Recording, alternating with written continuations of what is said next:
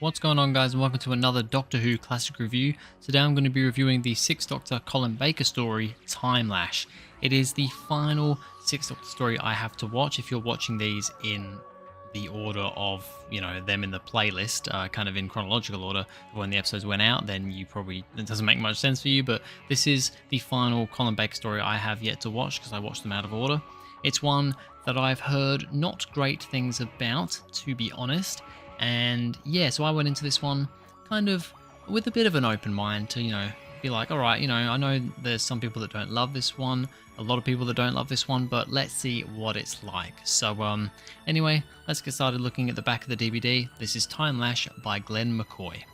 The TARDIS gets caught in the Timelash, a powerful time corridor that brings the Doctor and Peri to the troubled planet of Carful. The planet is on the brink of war and ruled by an insane and much-feared dictator who punishes Carfilons by throwing them into the Timelash. But why is their leader never seen in person? And what links Carfil with 19th century Scotland? The Doctor arrives just in time to find out. So kind of your basic, back of the DVD sort of plot synopsis there. There's this thing called the Timelash. Something weird's going on with it. What is it? It's some sort of time corridor. The Doctor and Peri end up figuring out, going there and figuring out what's going on. Your standard sort of plot. But anyway, let's get started with the cast. Colin Baker as the Sixth Doctor. Colin Baker in this one, he's okay. He's fine. It's always a thing with the Sixth Doctor where his TV appearances are not great. I've listened to a couple of his Big Finish audios, and he is much better in the audios for sure. On the screen though, especially in season 22, I think he's better in season 23, but season 22 he's still quite he has, especially at the start, has moments with Peri where he just seems to be getting annoyed with her for no particular reason, and you kind of feel bad for Peri, and he's just a bit annoying at those parts and really rude. And yeah, I don't love the Sixth Doctor. I just don't. It's nothing to do with Colin's performance, it's how he's written. And yeah, I'm not the biggest fan, sorry. Nicola Bryant as Peri Brown. Peri is fine in this story. She's not my favourite companion. I think I've said this before. Peri isn't my favourite companion in the whole world. And in this story, she's fine. She's alright. She doesn't do a whole lot. She kind of, a typical classic Doctor Who thing of getting captured for a decent amount of the story. So she's just kind of in the background, not really doing a whole lot. So yeah, she's fine. Acting-wise, fine enough from Nicola Bryant, but yeah, not a lot going on with the character. Right, so let's get on to some points about this story. The Carfilons throwing traitors into the Timelash. So we have this Timelash thing, it's this sort of time corridor weird thing, and the Carfilons, I'm going to be saying it either way because I don't know. I think it's Carfilons is the correct way to say it, but I may say it incorrectly or a different way throughout this review. But they are humanoid looking people, they just look like humans.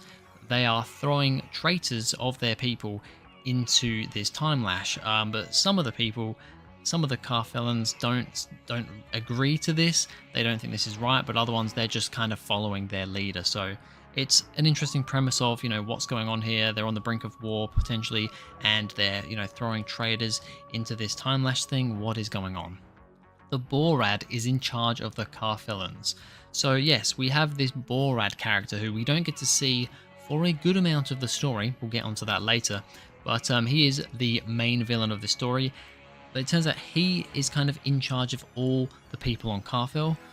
Then you have the Malin, who is kind of the main. He is the main Carfilon guy.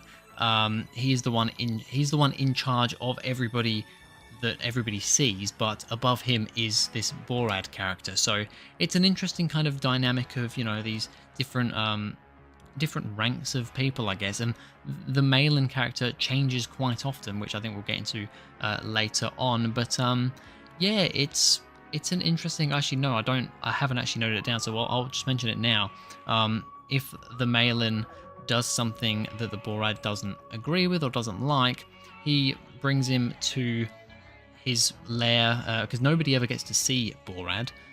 But eventually, if Borad doesn't like what a Malin's done, he'll bring him down there and he will kill him, basically. And that's what he does to the first Malin, the old guy, because he turns out that that guy is actually a traitor. He is kind of going behind Borad's back to try and figure out what's going on here.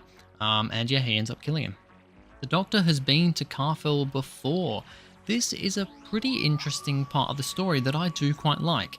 Now, I don't believe this is a serialized story, but apparently the Doctor went to Carfell back in his third regeneration, Jon Pertwee, with Jo. So the Doctor and Jo have been to Carfell, apparently in a story. I don't know if that story has actually, like, surely, if it wasn't a serialized thing, which I'm pretty certain it wasn't, I'm sure it's been turned into a book or a big Finnish drama or something, surely. If not, then, you know, why have you not got onto that? That should be a thing that should happen. But yeah, it turns out the Doctor has been here before, so that's interesting. And, you know, later on in the story, we actually see a kind of a painting of the third Doctor on the wall somewhere, which is pretty cool as well. And we even see that little moment of Jo. Actually, there's like a little pocket watch sort of thing with Jo's face on it, which I think is just a really cool little callback. Malin declares war with some snake people. So yeah, once the older Malin is killed by Borad, this new Malin is put into place. He's like Malin Trekker, I think his name was. And he's the new Malin, and yeah, he declares war on these snake people because I guess, you know, they were on the brink of war. I don't think it's really stated much why they're on the brink of war with this race, but they're basically snakes that talk, and they look a bit silly and stupid. But yeah, that kind of happens. It doesn't really have a massive effect, apart from right at the end of the story. From the point where Malin declares war on this race to the end of the story where we finally kind of make peace with them, you don't really hear anything at all about them in the middle, so it feels a little bit wasted in that regard. Malin wants the Doctor to retrieve the amulet from the Timelash. So, I'm sorry, I can't 100% remember exactly what this amulet is for, but basically there was this, I think it was the daughter of the original Malin had this amulet on her. She fell into the Timelash, and now Malin wants the Doctor to go in and get that amulet back. Like I said, I can't 100% remember the reason what the amulet did.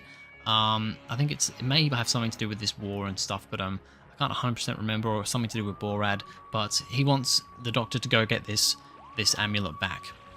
Herbert stowing away in the TARDIS. So Herbert is a character that once the Doctor goes into the Timelash, that it comes out in, what was it, like 19th century Scotland? 19th century Scotland? That sounds like a long time ago. No, it was 19th century Scotland apparently. And yeah, there's this character Herbert there, and the Doctor doesn't want Herbert in the TARDIS with him, but he kind of stows away into the TARDIS, so that's a nice little funny scene.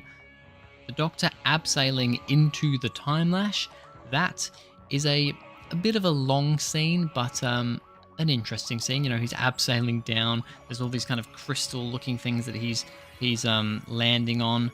A nice little scene. The budget wasn't, I mean, that's a big thing that a lot of people say about the story. The budget was spent on the makeup for the Borad, which we'll talk about later because we haven't seen him up to this point.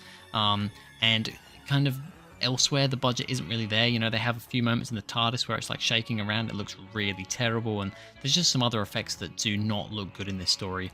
The Timelash doesn't look awful, I wouldn't say.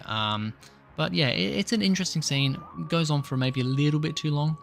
The man everyone thinks is Borad is just a robot. So I think by this point we have actually found... Oh no, sorry, we haven't. This is just before we actually see Borad's face. They've kind of been projecting an image of this old guy with a beard onto screens as Borad, but it turns out that's not actually Borad. That's just a robot that's talking kind of through... Borad's kind of talking through. That's what everybody thinks Borad looks like, but it is not. The Doctor makes a gadget that projects an image of himself from 10 seconds in the past. Now, I can't remember, this might be what the amulet was used for, but it's actually a pretty cool thing. You know, you have that whole scene where the Doctor isn't moving, but then he pushes Herbert and, I can't remember, one of the other guys, pushes two people, but you don't actually see him push them because there's like a delay with this amulet thing, this 10-second delay, which I think is it's a pretty cool little gadget actually. Borad is half Carfellon, half Morlocks because of an experiment gone wrong. So we finally get to see what Borad looks like. And yeah, he's half human looking Carthalon, and Morlocks, which is, from what I could gather, is kind of this creature that they used to go to war with or whatever, or used to live on Carthal. I'm not 100% sure, but yeah, he was doing a an experiment, and it went wrong and basically turned him half into a Morlock. So he's got this really horrific face, but that's the thing, the budget on that side of it and the makeup design is actually really good. It looks really good, but yeah, I think all the budget was spent on that and not on some other stuff. The Doctor tricks Borad into sending his aging ray back at himself. So yes, Borad goes to use the aging ray on the Doctor, but he's got the gadget thing on him, the 10-second delay gadget, and it's a great little scene where it shows him, you know, moving around, and you see the two versions of the Doctor, and it's a really cool scene. I love that they use this 10-second delay thing in a good way. And yeah, the ray goes back at Borad because the Doctor uses the amulet to kind of fire it back at him, or like some crystal thing. And yeah, it ages Borad to death. The Doctor annoyed at Herbert in the TARDIS. I love the moments with the Doctor and Herbert in the TARDIS. This is, you know, by this point, the episode feels like it's finished because Borad is what we think is dead. And, you know, there's still all this stuff going on because they've got to now try and stop this invasion from happening from the snake people. And Herbert in the TARDIS, it's just really funny. Yes, once again, it's a little bit rude stuff from the Doctor, but I like the banter between the Doctor and Herbert. I think it's very funny, and I do quite like that moment. You know, him doing that to his companion, I find different to him doing it to, you know, this character, this one-off character that we've got. You know, it's more silly and funny humor here, whereas when he does it with Perry, it just feels a bit rude to me. The Borad didn't die. It was a clone. So yep, turns out that the Borad, one of his other experiments, was cloning himself, and he cloned himself, and that was his clone that got aged from the Doctor, because he doesn't want to put himself in danger, but now he is the actual Borad right here. I think he takes Perry for prisoner, doesn't he? Kind of has her in like a chokehold, and he's like, you know, if you know, I will kill her if you don't, you know, do whatever. And yeah, so when we think the episode's over, it turns out it actually isn't. Finally, the Doctor pushes I think the Doctor, or somebody pushes the Borad into the Timelash. He is gone this time. He's in the Timelash. Although they're like, you know, he's not dead. He's just now in Scotland, but I don't know, apparently he just like lives in the river or something. That was a bit strange. And then the Doctor just doesn't explain why he didn't die with the whole TARDIS crashing into like the missile thing. So the snake people send, I think it's like a missile or something. They send something towards Carthal to, you know, destroy them, and it like blows up the TARDIS, and we think the Doctor's dead, but it turns out he isn't dead. And then, you know, Perry's like, but how didn't you die? And he's like, oh, I think he says something like, I'll tell you that at a different time or something, just not explaining why he didn't die. The gadget doesn't make sense because it's only a 10-second gadget thing, so that doesn't make sense. So how did he survive? It just seemed like the writers were like, oh, we kind of want this epic moment of, you know, the Doctor blowing up but saving the planet, but then we obviously don't want him to die, so we're just not going to give an explanation as to why that happened or how that happened. So I thought that was a bit of a cop-out. There we go. That is everything I have to say about Timelash. Actually, a lot of things to say here about this one. Yeah, quite a lot going on in this story, all things considered, mostly in the second part. The first part, I think, is a bit slow to get going and a bit dull. It's the second part where, for me, it really picks up and is actually decent. A rating out of 10, I'm going to give it a 4.5 out of 10. It's definitely not a good episode because there is the scenery is very drab. The characters, on the most part, are quite drab. The effects aren't great, other than the look of Borad himself. That is great. I don't love the Doctor and Perry in this one. They just don't have a whole lot going for them, and it can drag out a bit. And there are definitely some plot holes and issues here and there, which is why I'm only giving it a 4.5. But I think I still like this one more than a lot of people. I've seen a lot of people give this like a 2 or a 3 out of 10. I don't think it's quite that bad, but yeah, an interesting one to end my Colin Baker run. So a 4.5 out of 10 for Timelash. But anyway, that's going to be it for this video, guys. Thank you very much for watching. If you enjoyed, please go ahead, like and subscribe, and I'll see you guys in the next video.